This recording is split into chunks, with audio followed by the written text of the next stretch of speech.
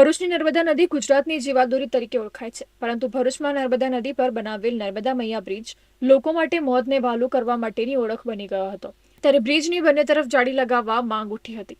આપઘાતના વધતા બનાવોને ધ્યાનમાં લઈ વહીવટીતંત્ર હરકતમાં આવ્યું હતું. ભરૂચ માર્ગ અને મકાન વિભાગના કાર્યપાલક ઇજનેરે બ્રિજની બંને તરફ ₹1.84 કરોડના ખર્ચે સેફટી નેટ લગાવવા માટેની વહીવટી મંજૂરી વડોદરા માર્ગ અને મકાન વિભાગના અધિક્ષક ઇજનેર પાસે માંગી હતી.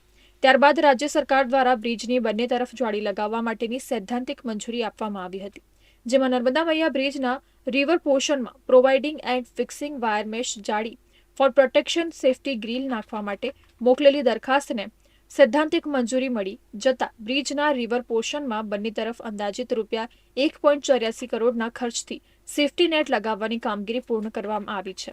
બ્રિજની બંને તરફ સેફટી નેટ લાગી જતા આત્મહત્યાના બનાવોમાં પણ ઘટાડો નોંધાયો છે.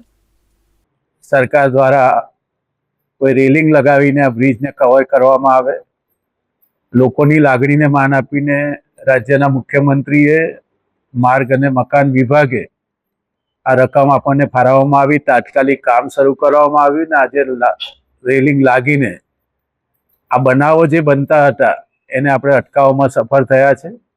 લોકોની માંગણી એવી પણ હતી કે બ્રિજ નદી એનાથી બહુ સારી રીતે જોઈ શકાય અને બ્રિજનો શો છે એ પણ યથાવત રહે, એટલે એટલી ટ્રાન્સપરન્ટ જાળી આપણે લગાવી છે કે જેના કારણે બનાવને પણ રોકી શકીએ અને બ્રિજ ઉપરથી નદીને પણ આપણે જોઈ શકીએ. આ બંને પ્રકારની વ્યવસ્થા કરવામાં આવી છે. રાજ્યના મુખ્યમંત્રીનો ભરૂચ જિલ્લાની જનતા વતી આપણે આભાર વ્યક્ત કરીએ છીએ.